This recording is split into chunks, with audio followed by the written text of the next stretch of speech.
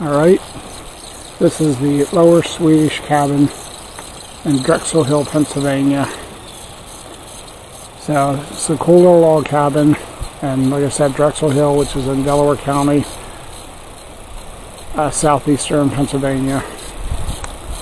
What makes this cabin so special is that it is the oldest building in Pennsylvania, and it's along a nice quiet stream here, Darby Creek,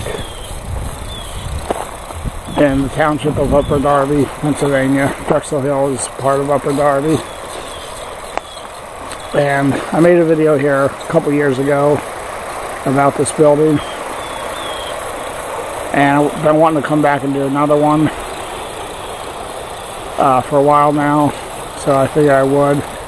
This one's called the Lower Swedish Cabin because there used to be another one nearby called the Upper Swedish Cabin. From my understanding, that building was destroyed by a fire in 1981. This building was constructed in the... It's not known exactly when it was constructed, but it's believed to have been in the late 1630s or early, or sometime in the 1640s.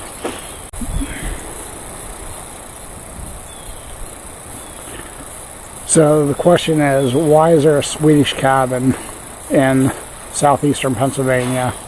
In fact, this wasn't the only Swedish cabin in this area. There were actually lots of them around at one time, and it's because essentially the Swedes used to control this area. So whenever we think of the Philadelphia suburbs, we think of William Penn.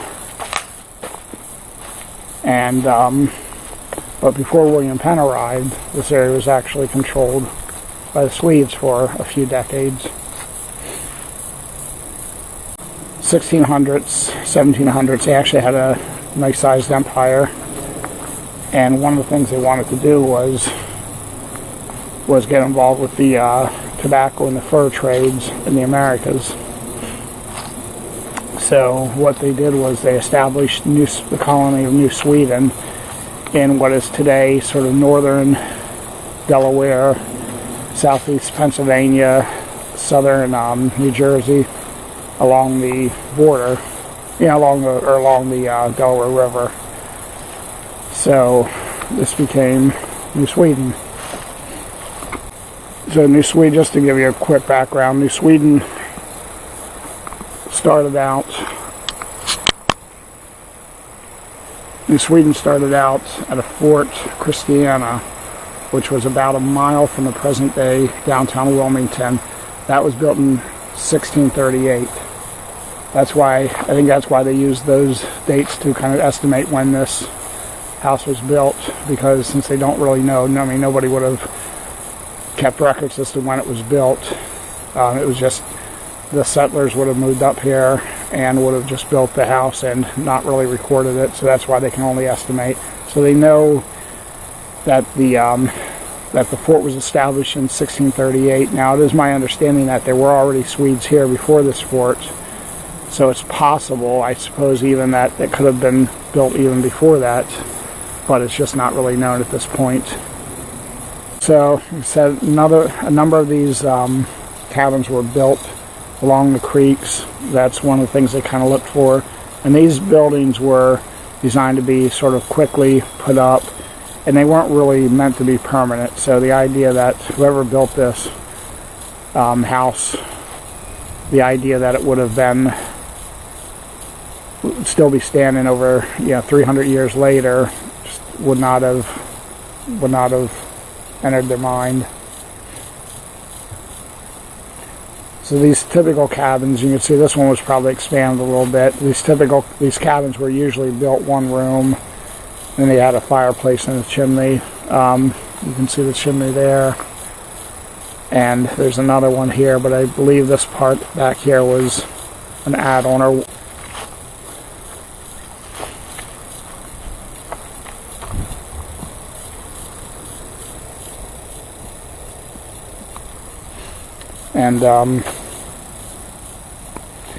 But these kind of became that dominant housing for this area.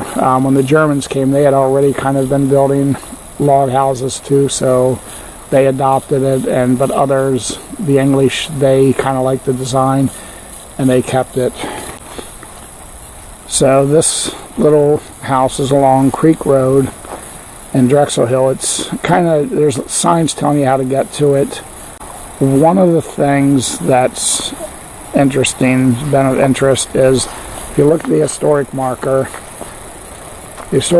mentions a man by the name of Sigmund Lubin, who was a filmmaker in the early 20th century. And according to the sign, he used this as a backdrop for some of his silent movies in the teens, or like 1905, 1910, 1915. I think his film company went out of business in about 1917. But from my understanding, there's no real evidence that he actually ever used this site for any of his movies. He did a lot of westerns and things like that. So there's been a long time belief that he used this site for some of his films, but it's my understanding that that's probably not really true.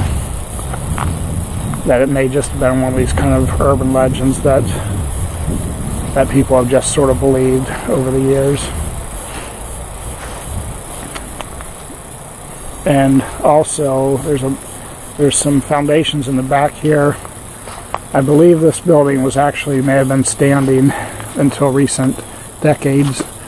There's a Facebook group called Delco Memories, I believe. It's geared towards people who grew up in Delaware County and talk about their memories, and it's got a lot of history stuff. It's a really cool Facebook group if you're into that. And I saw a comment on here.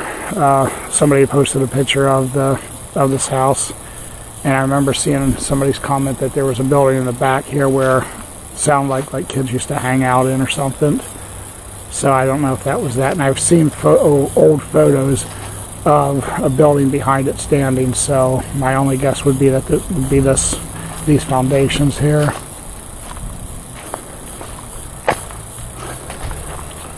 And I don't think the building there, I don't think that's historic. I think that's a recent thing, because what happened was this house was lived in for decades, and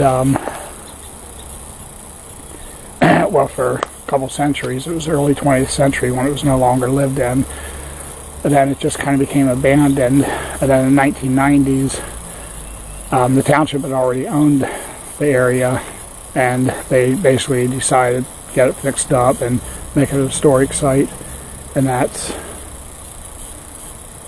and so around sometime in the 1990s when it started getting fixed up, and now they hold events here and things like that. Alright, so this is the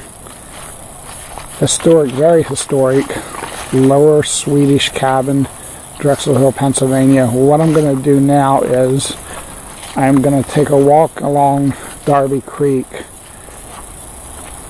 and I'm going to look for the old town of Kellyville. So Drexel Hill, so I've talked about the Irish, or the Swedish immigrants that came here in the 1600s. Kellyville was actually a story of the Irish immigration that came to Delaware County. A lot of Irish settled here in the 1800s, and Kellyville is kind of the story of some of those immigrants. So I'm going to walk along the creek, and I'm going to do this as a kind of a separate video, I think. So I'm going to go along, and we're going to find there's not really a lot of ruins. There's some old foundations you can see, and that kind of and I'll tell you a little bit about this. So that'll be my next video, which I'll post this one day, and then the next day I'll post the others, and then there'll be a link back and forth, so that hopefully you'll watch this one, and then you'll watch the other one, and then there may be a third one too, about the church that was built for the immigrants. So thank you for watching this video, and I will see you shortly.